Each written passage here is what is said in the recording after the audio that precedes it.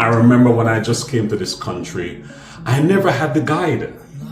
I never had persons to sit back and say, hey, Richard, do this, do that, avoid this, don't do that. I never had that. And because of that, I made many mistakes. I made enormous, costly mistakes. When the lights go dim and I'm outside in, she's the only one that still feels right. And she know how it goes. One day I'm the most, next day I'm a Hey family, it's a beautiful day. I met 3 Ugandan students a few days ago and they inspired me again. So I wanted to take a walk and just do a blog and get your comments and ideas and how can I really kind of make an impact with these students or any other new students in the country. But man, this thing is cold and hell no, I ain't gonna walk in this cold. So I'm gonna do the blog from inside so you can get a good idea. I'm falling to pieces, I'm breaking apart. Yeah, so about 5-6 years ago, I used to mentor students. I would meet a lot of students in my job. And, you know, over the years, I kind of lost momentum. I got a little bit bored. I got a little bit complacent. And I stopped doing, not really stopped, but I would say I kind of, you know, step back of mentoring a lot of students, which is not good. However, when I met these 3 students from Uganda, you know, it's like the light bulb just came on. Because based on what they were doing, I know exactly they didn't know anything much about the country. And because of that, I just swooped in. The same way I swooped in on my wife when I met her. She didn't have a clue where she was going. And I just swooped in and then I married her now, so I'm happy. But that's for another day. But yeah, so when I met them, you know, it just popped in my mind again and I'm like, wow, you know, even although I'll be retiring in a few years, what I've realized that there are many students, international students who basically, you know, come to Canada for school, but apparently they have no guide. They have no one to show them what to do, where to go, or how to get things done.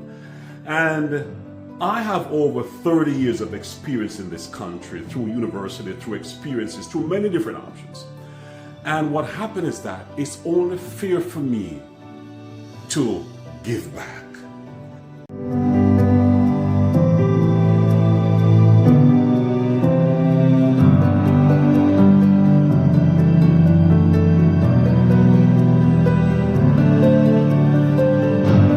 What's the best way you can give back other than share your experiences and your ideas to those who are new to the country?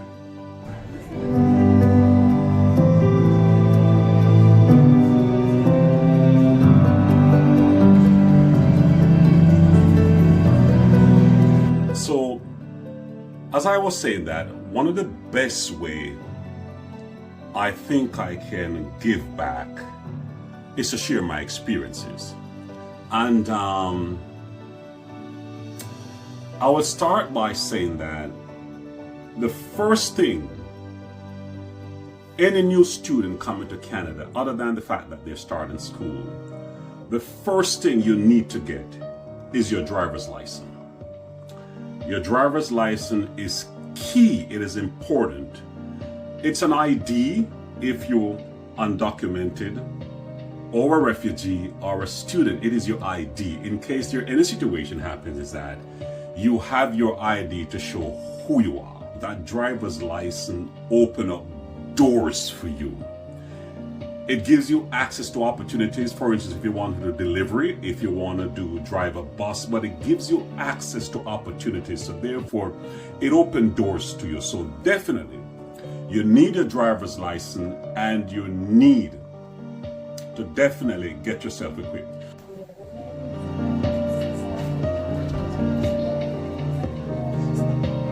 You gotta register in right here. You gotta register here to get your number.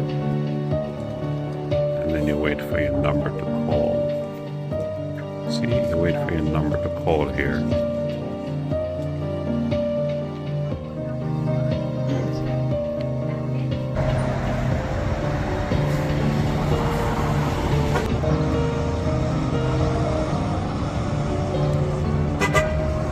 So for the driver's license, the first thing you do is that you go and get your G1. Your G1 is important, but before you get a G1, you need to go and get your driver's handbook. You can get that at Canadian Tire hardware store, or you can get it at Home Depot or other hardware store, wherever you find it more affordable. For the driver's handbook, what you do, you study the rules of the road in Canada, in Ontario. You study the signs so you can get familiarized with the new environment that you're in as it pertains to driving. When you finish that now, you make an appointment with the driver's center. And then when you do the G1, what happens is that that's a written test you do. And the G1, after that, about a year or two, you go to the G2, and then after that, you get the G.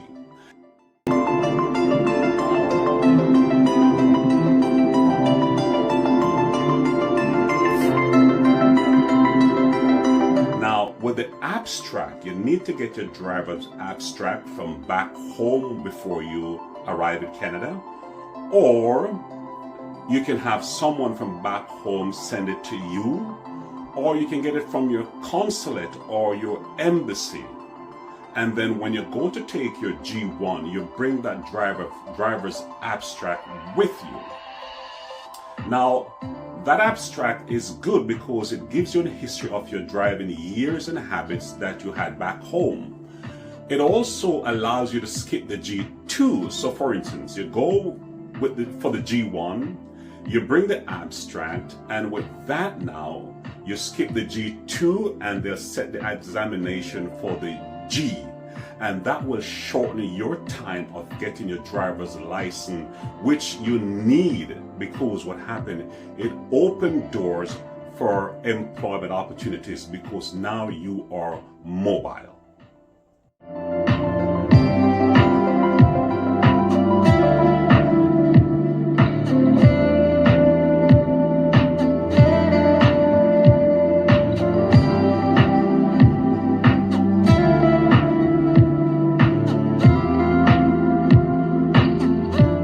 The other thing you need to do, which is very, very important, and a lot of new immigrants make a big mistake by not doing this.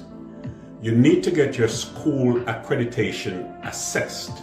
For instance, if you're coming from back home and you have a bachelor's degree, you need to get it assessed to compare to the Canadian standard, because your bachelor's back home might be a diploma here. If you have a master's, your master's back home might be just a bachelor's here in Canada.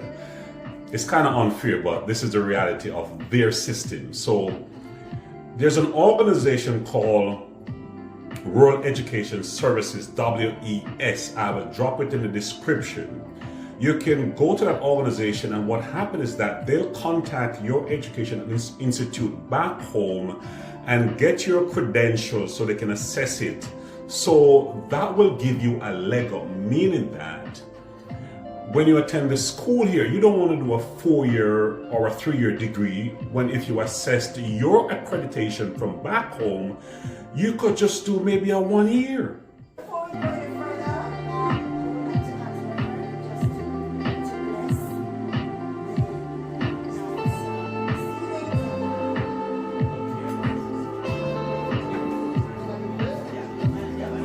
As new immigrants, we don't have a whole lot of money.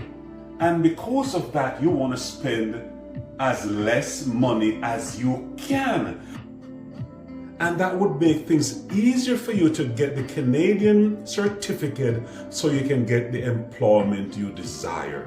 So definitely check the WES, the Rural Education Services, to assess your education. So when you get your accreditation assessed, it gives you a bird's eye view. Should I spend 3 years, 4 years, or 2 years? I will drop it in the description, and then you'll get your degree from Canada certified so you can get in the job market right away. I will bring more topics to you as we go forward. I want you to drop your comments, ask questions, like, share, and subscribe. And To all my other subscribers, I'm not segueing away from my passion, my Africa, is that as I am about to retire in a few years, I want to travel all of Africa. I want to go to the Middle East. I want to go to Asia. But it's only fitting that as I gain this wealth of knowledge, well, I think I gain some wealth of knowledge, I can share it to those younger ones who are coming, because no matter how much the society, Canada, has changed, or North America, there are people who still are coming and want to start a new life. And I remember when I just came to this country, I never had the guide. I never had persons to sit back and say, hey, Richard, do this, do that, avoid this, don't do that. I never had that. And because of that, I made many mistakes. I made enormous, costly mistakes. And I want to be able to be of some assistance to you, the new immigrant, or Canadians who are born here and don't have a guide or mentorship, to make informed decisions by getting the right information. And I want to be that kind of person who can give back to you. As the good book says, to whom much is given, much is required. Have a good one. See you in the next video.